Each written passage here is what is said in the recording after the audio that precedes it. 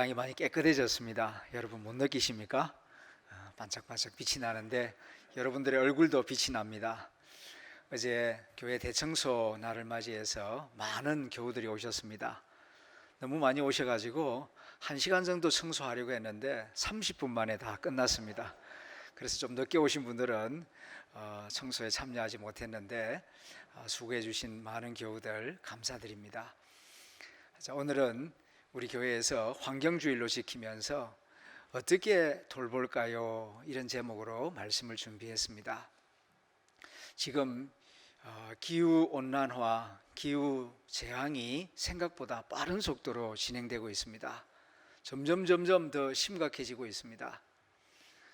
2달 전 국민일보 보도에 따르면은 이 지구 환경이 이대로 계속 간다면은 2050년에는 부산, 포항, 그리고 광주, 군산, 인천, 서울, 목동까지 바다에 잠길 것이다 하는 불길한 이야기가 나왔습니다.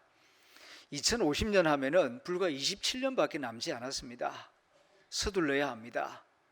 지금이라도 경각심을 가지고 녹색운동에 더욱 적극적으로 참여하지 아니하면은 우리뿐만 아니라 우리 다음 세대 자녀들에게 정말 큰 아픔을 물려주게 될 것입니다. 지구 환경이 이렇게 많이 망가지고 기후재난이 곳곳에서 일어나는 일들을 보면서 어떤 이들은 이 지구 환경 파괴의 주범은 기독교다 그렇게 말하는 분들이 있습니다.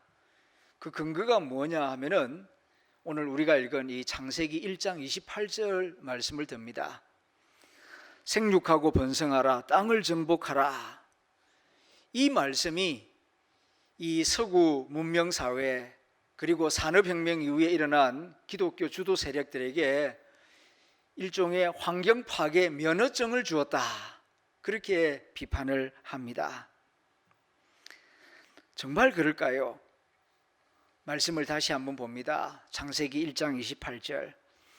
하나님이 그들에게 복을 주시며 그들에게 이르시되 생육하고 번성하여 땅에 충만하라, 땅을 정복하라, 바다의 고기와 공중의 새와 땅에 움직이는 모든 생물을 다스리라 하시니라.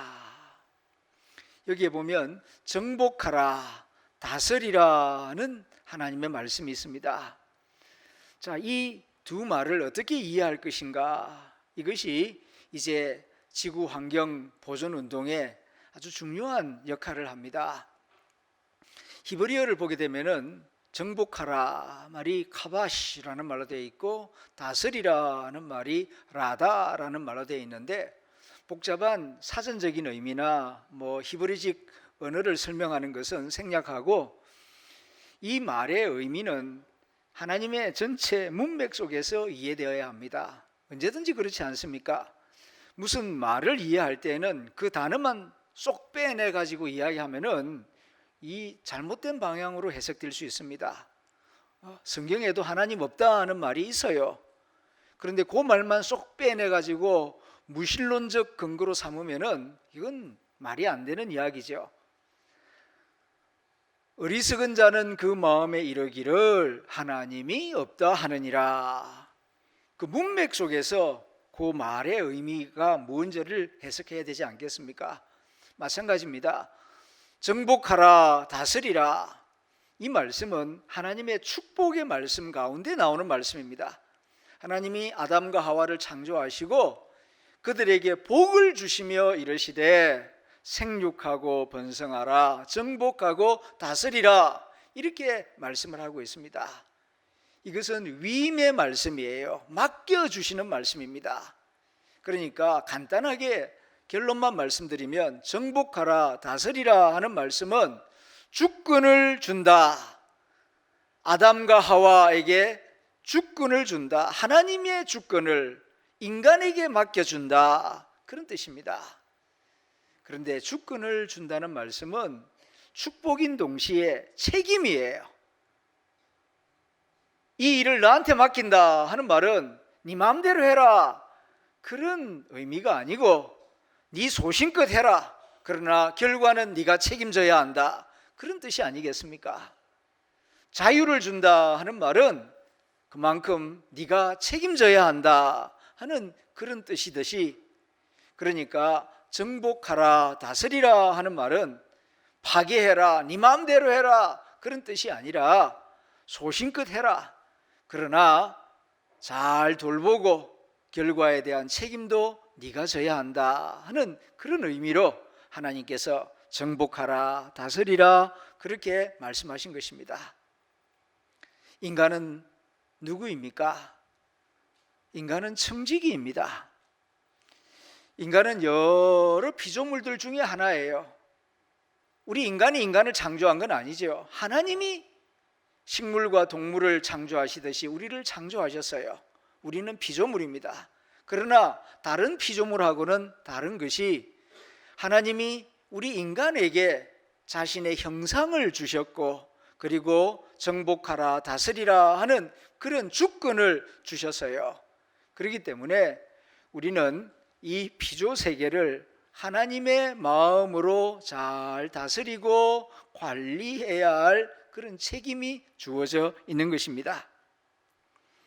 그러므로 우리는 하나님의 마음으로 하나님의 작품, 하나님의 이 세계를 지혜로, 사랑으로 잘 다스리고 돌보는 그런 청지기가 되어야 할 줄로 믿습니다. 문제는 어떻게 관리하고 어떻게 돌보아야 하는가? 여기에 우리의 중요한 관심이 있습니다. 녹색운동을 실천하는 방법에는 여러 가지가 있습니다. 오늘 주부에 끼워드린 대로 전기를 아껴 쓰는 부분이나 그 외에 녹색 십계명이나 또 기독교 환경운동단체에서 벌이는 그런 캠페인에 동참하는 것도 좋은 실천 방법이 될 것입니다. 저는 이 설교 시간 두 가지를 말씀드리고자 합니다. 첫째는 안식일을 기억하여 거룩하게 지키는 것이 녹색운동의 기본이 된다 하는 사실입니다. 그리고 두 번째는 벌레 먹은 과일을 찾는 것입니다. 좀 더 이제 자세히 말씀을 드립니다. 첫째는 안식일 준수가 녹색운동의 출발점입니다. 안식일은 인간의 아이디어가 아닙니다. 하나님의 창조 질서입니다. 안식일이 하나님의 창조 질서라는 말이 무슨 뜻이냐 하면은, 이 천지 만물을 하나님이 창조하시고 운행하시고 작동시킬 때에 6일은 일하고 하루는 쉬면서 이 창조 세계가 움직이고 돌아가도록 설계할 때부터, 만드실 때부터 하나님이 그렇게 만들었다는 뜻입니다. 이게 창조 질서라는 뜻이에요. 그런데 이 창조 질서를 무시하고 거역하면 어떻게 되느냐? 병들고 고장나는 거죠. 무한정으로 그냥 쉬지 않고 돌아가도록 생명체를 그렇게 만들지 않아서요. 반드시 6일 일하고 하루는 쉬도록 그렇게 설계를 하시고 만들었는데, 이걸 무시해요.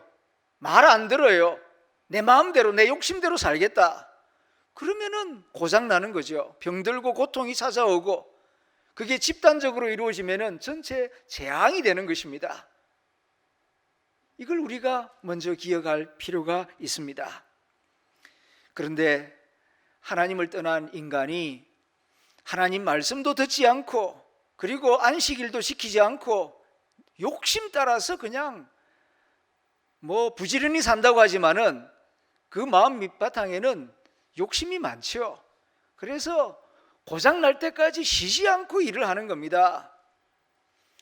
그래서 하나님이 이 세계를 회복시키시고 구원하기 위하여 이스라엘 백성들을 샘플로 택해가지고 이 백성을 좀 거룩하게 만들어서 이스라엘 보고 다른 민족들도 하나님을 경외하게 하시려고 십계명을 주시지 않습니까?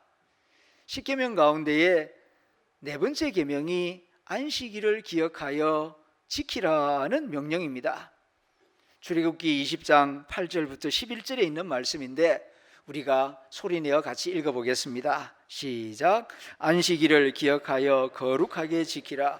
여섯 동안은 힘써 내 모든 일을 행할 것이나 일곱째 날은 내 하나님 여호와의 안식일인즉 너나 내 아들이나 내 딸이나 내 남종이나 내 여종이나 내 가축이나 내 문 안에 머무는 객이라도 아무 일도 하지 말라.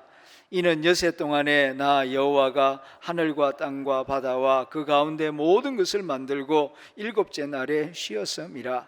그러므로 나 여호와가 안식일을 복되게 하여 그 날을 거룩하게 하였느니라. 아멘. 십계명 가운데에서도 사계명에 대하여, 그러니까 안식일 준수 계명에 대하여 하나님이 유독 아주 길게 자세히 말씀하셨습니다. 안식일 준수 명령은 이 출애굽기 20장에만 있는 게 아닙니다. 성경 여러 곳에서 안식일을 꼭 기억하여 지키라는 명령을 반복하여 거듭거듭 말씀하고 있습니다. 출애굽기 35장 2절에서는 안식일을 기억하여 엄숙하게 지켜라. 안식일에 도끼 들고 산에 올라가서 나무하는 사람 보면은 이스라엘은 반드시 잡아 죽여라. 일하지 마라. 안식일에는 종자도 뿌리지 말고 추수도 하지 마라. 일하지 마라. 쉬어라. 하나님을 예배하고 말씀을 자녀들에게 가르치며 집에서 쉬어라. 안식일에는 모든 가정집에서 불도 피우지 마라.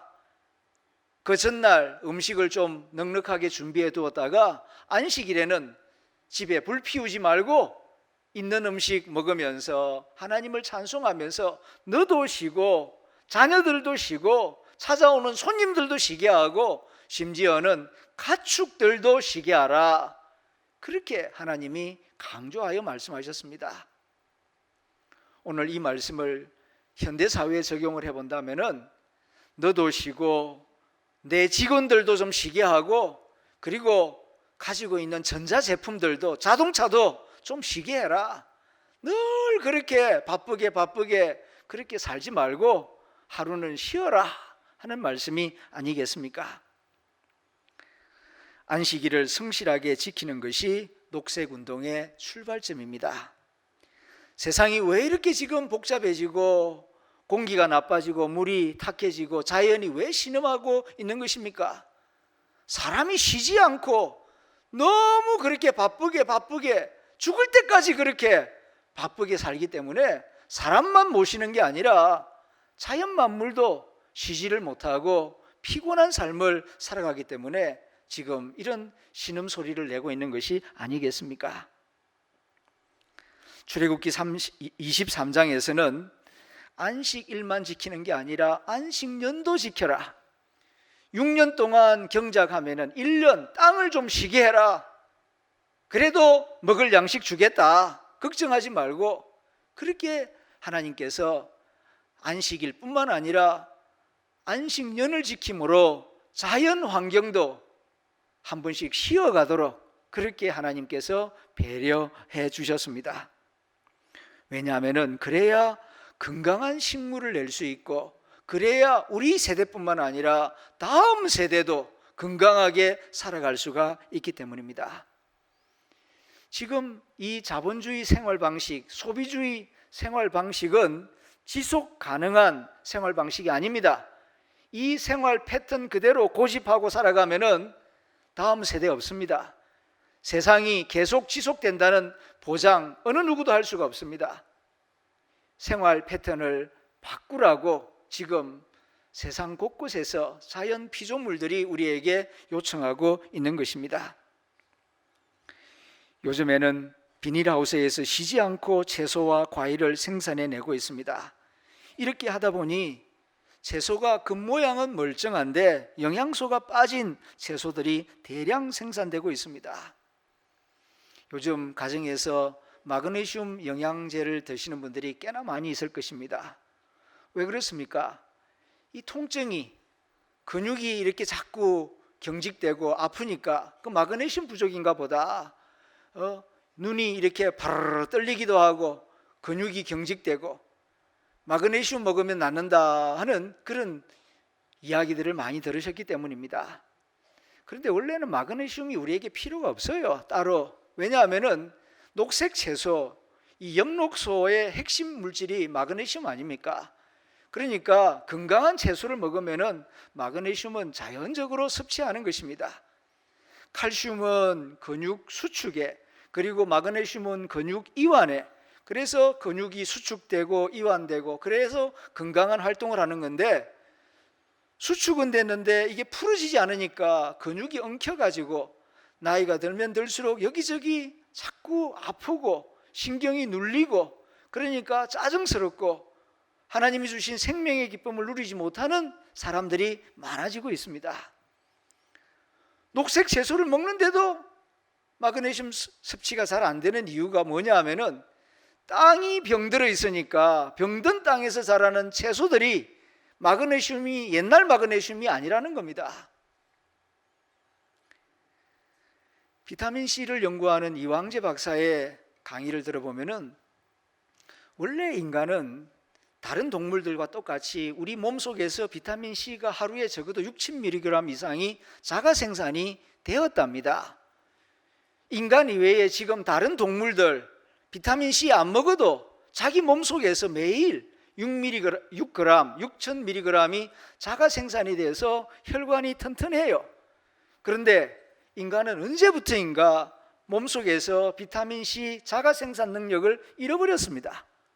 그래서 바깥에서 먹지 아니하면은 이제는 면역 기능이 급속도로 약해지기 때문에, 옛날에는 100mg 그랬는데 최소한 6,000mg, 6g 이상을 먹어야 이제 면역 기능을 보호할 수 있다. 언제부터 이렇게 비타민C 자가 생산 능력이 망가졌느냐? 노아 홍수 시기가 아니었겠나?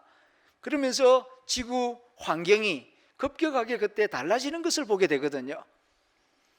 이렇게 환경이 망가짐으로 해서 우리의 몸도 변화하고 있고 이렇게 부지런하게 움직인다고 하는데, 그것이 오히려 우리 자신의 생명을 갉아먹는 그런 모순을 범하고 있다 하는 것입니다.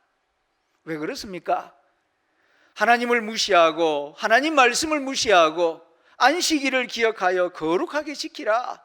그래서 6일마다 하루는 쉬고 7년마다 6년 일하고 1년 쉬고, 그렇게 함으로 해서 이 자연 생태계가 지속 가능한 생명력을 보존하도록 하나님이 창조를 그렇게 하셨고 설계를 그렇게 하셨는데, 인간들이 말을 안 들으니까 자기 욕심에 따라서 좀 더 많이 생산하고 창고에 쌓아두고, 그런 욕심 때문에 이와 같이 점점 자연 생태계가 병들고 그것이 우리 자신을 갉아먹는 모순을 범하고 있다 하는 말씀입니다. 안식일을 기억하여 거룩하게 지키라. 그것이 자연을 보호하고 내 자신을 보호하는 길이다. 우리에게 말씀을 주시는 것입니다. 그럼에도 불구하고 사람들이 안식일을 잘 지키지 않습니다. 왜 그렇습니까? 하나님을 모르기 때문이고, 또 하나님을 알아도 욕심과 불안 심리 때문인 것 같습니다.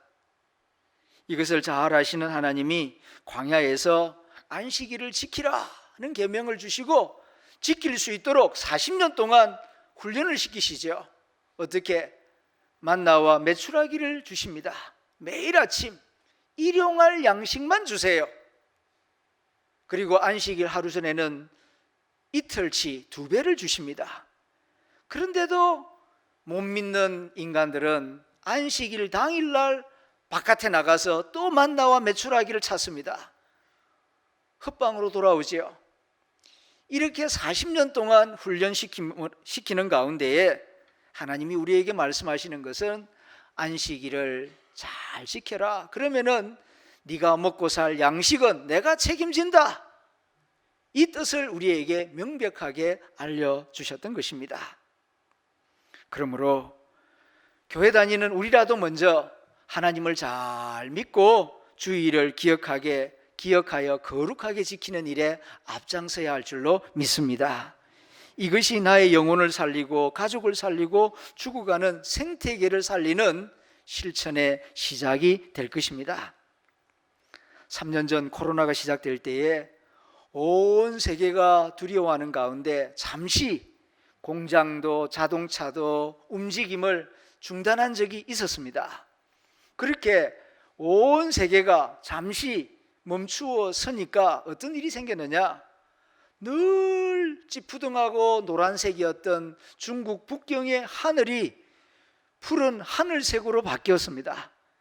그리고 악취가 나던 인도의 겐지스 강이 맑은 물을 보이기 시작하였습니다. 이건 뭘 말하는 것입니까? 지금이라도 인간이 조금만 욕심을 줄이고 속도를 조금 느리게 한다면, 쉬어가는 법을 배운다면 이 지구 환경을 살릴 수 있는 가능성이 남아 있다는 뜻입니다. 아직 절망하기에는 이릅니다. 하나님을 믿고 예수님을 믿는 우리가 하나님의 말씀대로 안식일을 기억하여 거룩하게 지키고 다른 사람들도 안식일을 기억하고 지킬 수 있도록 만들어 나갈 때에 죽어가는 생태계도 살릴 수 있는 그런 힘을 얻게 될 줄로 믿습니다. 우리만 안식일을 기억하여 거룩하게 지키는 게 아니라 우리 자녀들도, 우리 주위 사람들도, 더 나아가 전 세계 사람들이 6일 동안 일하고 하루는 쉬고 6년 동안 일하고 1년은 좀 땅을 쉬게 하고 이런 일들이 전 세계적으로 일어난다면 지구 생태계는 많이 달라지게 될 것입니다. 두 번째로 우리가 할 수 있는 일은 벌레 먹은 과일을 구하는 것입니다. 자본주의 시장 경제 속에서는 소비자가 왕입니다. 소비자가 찾는 물건이 달라지면 시장이 달라지게 되어 있고, 그리고 생산자가 달라지고 자연 환경도 달라지게 되어 있습니다. 우리는 농약이 나쁘다는 걸 잘 알고 있습니다.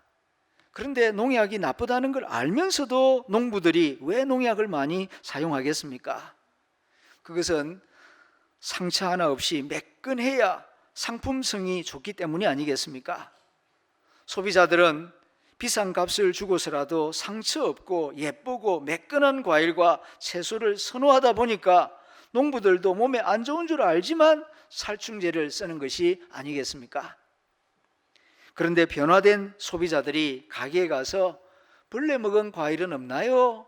벌레 먹은 과일을 찾기 시작하면은, 그래서 벌레 먹은 과일이나 채소를 찾는 소비자들이 점점 늘어나게 되면은 상인들이 알아서 농민들에게 살충제를 뿌리지 말라고 요구할 것입니다. 이제 여름입니다.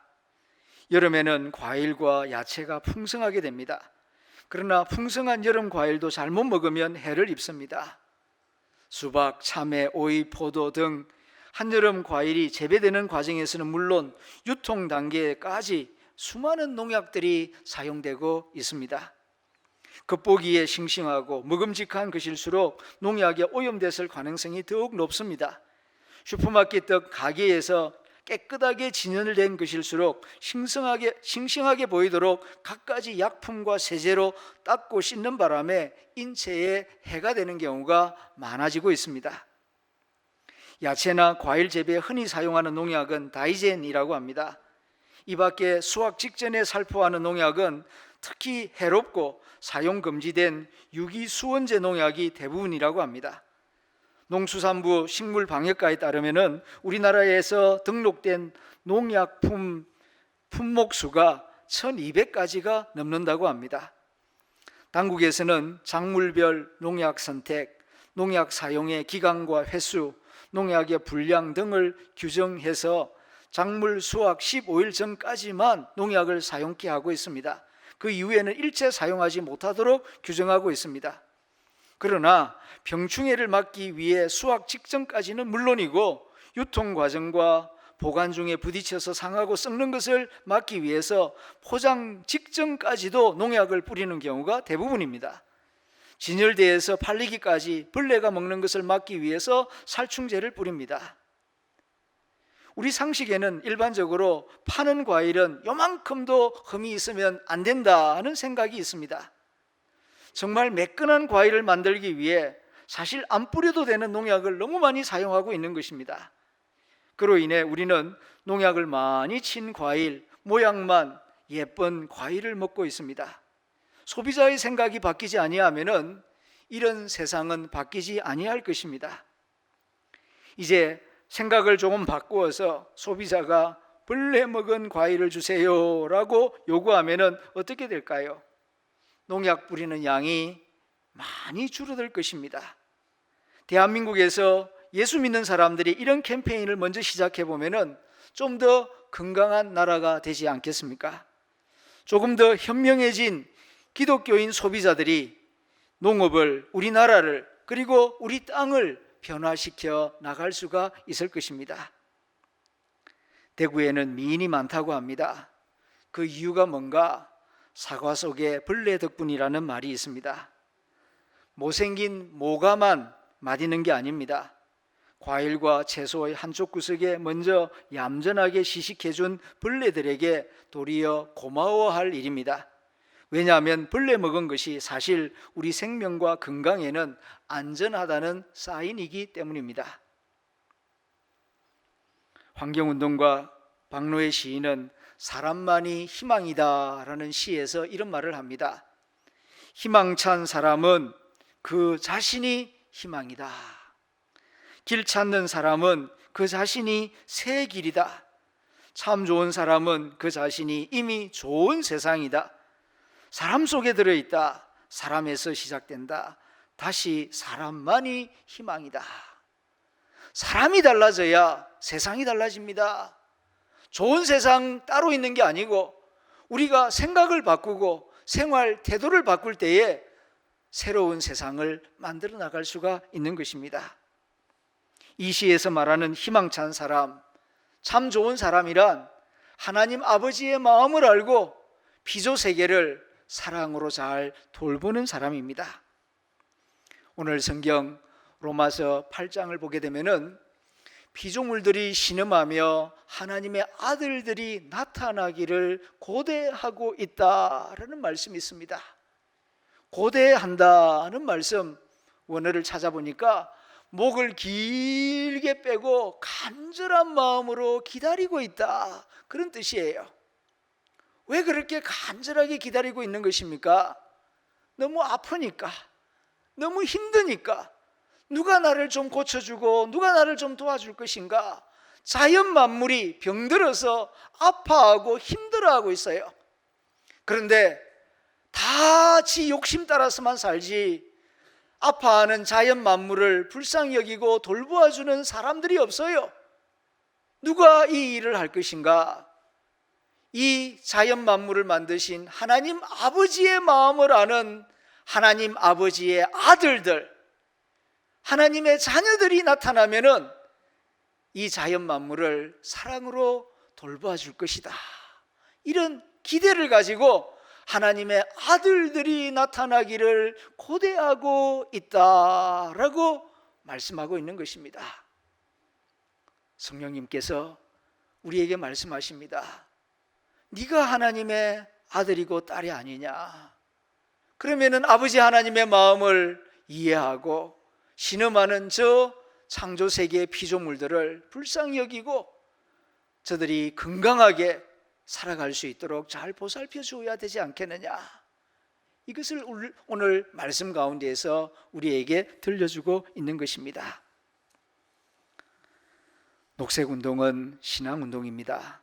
녹색운동이 하나님이 기뻐하시는 삶입니다. 조금 불편하더라도 환경을 살리는 일에 적극적으로 참여하는 그리스도인이 되어야 할 줄로 믿습니다. 기도하겠습니다.